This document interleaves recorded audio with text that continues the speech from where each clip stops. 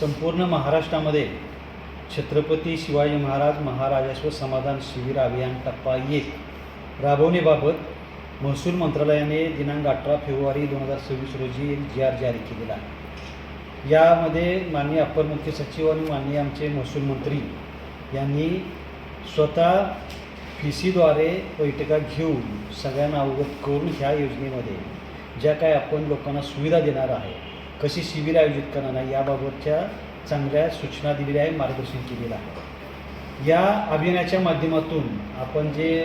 अगदी खेडेगावातील तळागाळातील जे सर्व स्तरावरचे लोक आहेत यांना त्यांच्या गावच्या ठिकाणी वेगवेगळ्या प्रकारचे दाखले उपलब्ध करून देणे, तसेच 7/12च्या अनुषंगाने असणाऱ्या ज्या सुविधा आहेत की जसं की 7/12 कोरा करण्याच्या दृष्टिकोनातून ज्या अनावश्यक नोंदी आहेत त्या कमी करणे, तसंच ज्या शासनाच्या आता मागील 2 वर्षामध्ये जे काही नवीन प्रत्येक कायद्यामध्ये जे सुधारणा आलेल्या आहेत, जसं तुकडेबंदी कायद्यामध्ये सुधारणा आलेली आहे, बिनशेतीमध्ये सुधारणा आलेली आहे, महाराष्ट्र जमीन महसूल संहित्यामध्ये बऱ्याचशा कलमामध्ये सुधारणा आलेली आहे आणि त्या सुधारणाच्या अनुषंगाने लोकांपर्यंत ते काय ज्या सुधारणा आहेत त्या पोहोचवणे आणि त्याचे जे काही मुख्य लाभार्थी आहेत त्यांना त्यांच्यापर्यंत लाभ पोहोचवणे हा त्याचा उद्देश आहे। अर्थात हा सुविधा आणि त्या योजना तिथं पोहोचवण्यासाठी तिथले जे काय असतील स्थानिक पत्रकार, तिथले लोकप्रतिनिधी, तिथले सर्व विभागाचे आमचे प्रशासकीय विभागातील कर्मचारी अधिकारी आणि तिथले सगळे नागरिक यांना एकत्रित करून त्या ठिकाणी त्या अशा प्रकारची शिबिरं राबवण्याचे शासनानं ठरवलेलं आहे। त्याप्रमाणे शासनाने स्वतःच प्रोग्राम करून दिलेला आहे, जसं की 7 मार्चपासून ते 18 मेपर्यंत हा प्रोग्राम आहे आणि तो 4 तारखा जरी असल्या तर याच्यामध्ये आमचे सर्व सर्कल म्हणजे सर्कल हा घटक धरून त्या सर्कलवर किमान 2 महिन्यामध्ये एक तरी असं शिबिर आयोजित करून त्या ठिकाणी जे लाभार्थी आहेत वेगवेगळे आहेत, दाखल्याचे लाभार्थी असतील, 7/12च्या संमती लाभार्थी असतील, वेगवेगळ्या आदिवासीच्या एखाद्या योजना संमती लाभार्थी असतील, कृषीचे लाभार्थी असतील किंवा आमचे संजय गांधीचे काही लाभार्थी अजून वंचित असतील, जे वंचित लाभार्थी शोधले आणि त्यांना त्यांचे फॉर्म त्या जागेवर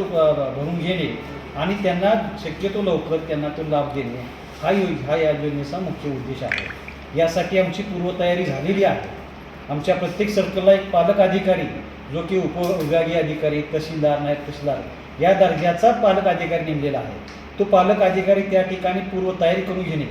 या योजनांची प्रसिद्धी, या शिबिरांची प्रसिद्धी देणे, योजनांची माहिती देणे, आगाऊ जे काय फॉर्म वाटप करायचे आहे ते फॉर्म वाटप करून घेणे आणि ज्या दिवशी तो तिथं शिबिराचा दिवस ठरलेला आहे त्या ठिकाणी सगळं नियोजन करून त्या ठिकाणी शिबिर चांगल्या प्रकारे पूर्ण होईल या दृष्टिकोनातून कार्यवाही करण्यासाठी त्याची जबाबदारी आपण फिक्स केलेली आहे।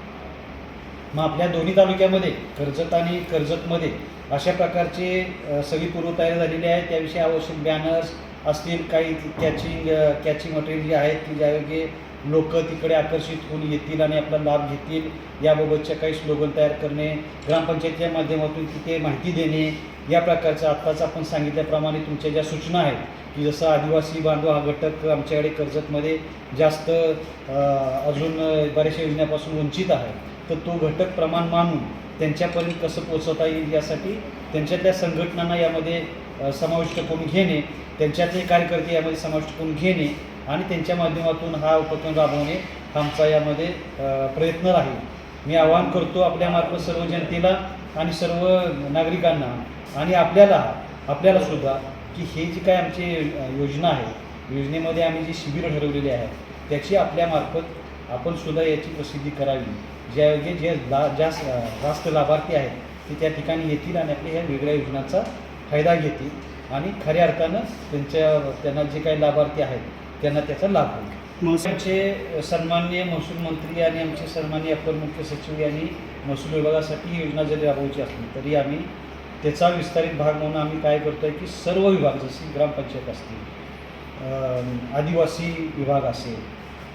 वैद्यकीय सेवा देणारे आमचे ज्या त्या ह्याच्यातले PHC आहेत आणि इतर कृषी विभाग आहे की ज्याचा लोकांचा जिव्हाळ्याचा प्रश्न ज्यांच्याशी येतो, आमचं मोजणी खातं आहे यांच्याशी, तर यांनासुद्धा या योजनेमध्ये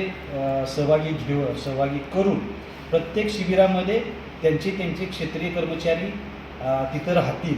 की ज्यायोगे त्यांचे संबंधित जरी काही लाभार्थी असतील, त्यांच्या संबंधित काही त्यांची तक्रारी असतील किंवा काही अडीअडचणी असेल तर त्या सोडवण्याचा आपण त्या ठिकाणी प्रयत्न करणार आहोत. लाडकी नाही, लाडकी बहिणीचं तर आलेलं